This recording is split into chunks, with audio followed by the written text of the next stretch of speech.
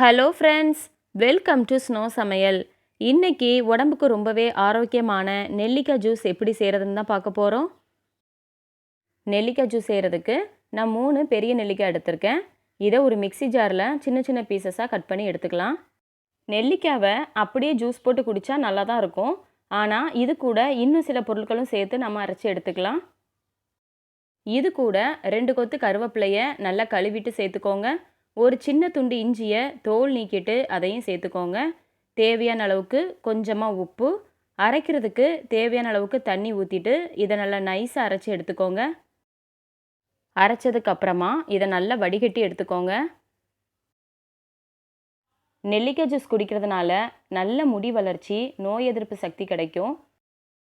Weight loss பண்ணணும்னு நினைக்கிறவங்க இதை தாராளமாக எடுத்துக்கலாம்.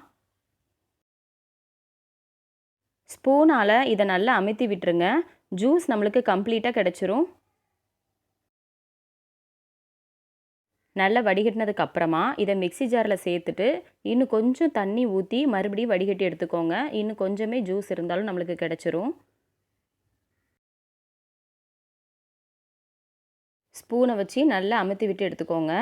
அவ்வளோதான், நம்மளுக்கு எல்லா ஜூஸுமே நல்லா கிடச்சிருச்சு. இது கூட ஒரு பாதி எலுமிச்சம்பழத்தை பிழிஞ்சி ஜூஸ் எடுத்துக்கோங்க. இது கூட இனிப்புக்காக 1 ஸ்பூன் அளவுக்கு தேன் சேர்த்துருக்கேன். தேன் கண்டிப்பாக சேர்க்கணும்னு தேவையில்லை, தேவைப்பட்டால் சேர்த்துக்கோங்க. இது எல்லாத்தையும் நல்லா கலந்து விட்டுட்டு ஒரு கிளாஸ்க்கு மாற்றிக்கலாம். நெல்லிக்காயோட துவர்ப்பு தன்மை கொஞ்சம் அதிகமாக இருந்தால் இன்னும் கொஞ்சம் தண்ணி சேர்த்துக்கலாம்.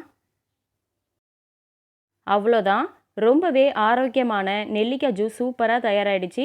இதே மாதிரி நீங்களும் செஞ்சு பார்த்துட்டு எப்படி இருக்குன்னு கமெண்ட் பண்ணுங்கள். இந்த வீடியோ உங்களுக்கு பிடிச்சிருந்தா ஸ்னோ சமையலை சப்ஸ்கிரைப் பண்ணுங்கள்.